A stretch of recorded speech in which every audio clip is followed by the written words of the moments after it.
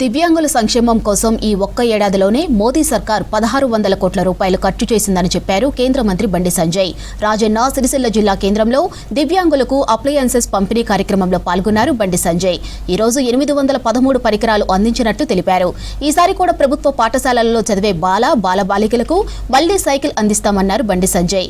Guinness book లో ఎక్కే విధంగా ఒకే టైంలో 15,000 సైకిళ్లు ఇవ్వడానికి ప్లాన్ చేస్తున్నట్లు తెలిపారు.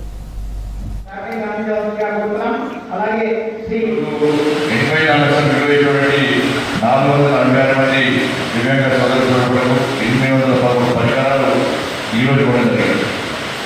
కేంద్ర ప్రభుత్వం గత నుంచి కూడా దివ్యాంగుల కోసం కానీ, వృద్ధుల కోసం కానీ, మహిళల కోసం కానీ అనేక సంక్షేమ పథకాలు పాల్గొనడం తెలుస్తుంది. కేవలం ఈ ఒక్క పార్లమెంట్లోనే ఇప్పటివరకు దివ్యాంగుల కోసం, వృద్ధుల కోసం, మహిళల కోసం చాలా 100 కోట్ల పైగా మనం ఖర్చు పెట్టాం.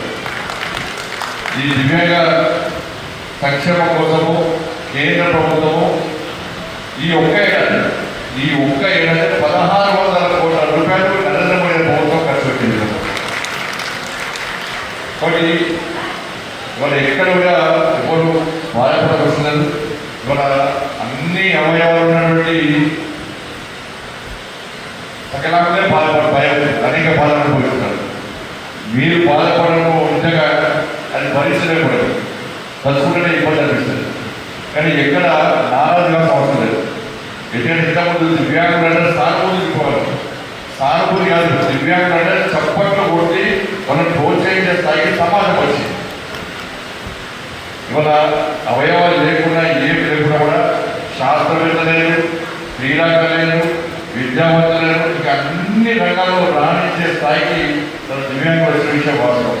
వాళ్ళ చేతులు లేకుండా చరిత్ర సృష్టించారు, కాళ్ళు లేకుండా ప్రపంచాన్ని జయించారు, కళ్ళు లేకుండా ఎదుటివారి జీవితాల్లో వెలుగు నింపినటువంటి సమాజం దివ్యాంగ సమాజం. ఇలా అన్ని అవయవాల స్వార్థం ఉండదు, కానీ దివ్యాంగుల స్వార్థం ఉండదు. ఈ స్వార్థంతో వాళ్ళ సమాజ సేవ కానీ 10 మందికి స్ఫూర్తి లేకుండా 10 మందికి సేవ వేయాలని ఆలోచించుకొని వాళ్ళ దివ్యాంగులు అంటే వాళ్ళ సానుభూతి చూపడం ముఖ్యం కాదు, వాళ్ళని ప్రోత్సహించడం, వాళ్ళకి అండగా ఉండడం ముఖ్యం.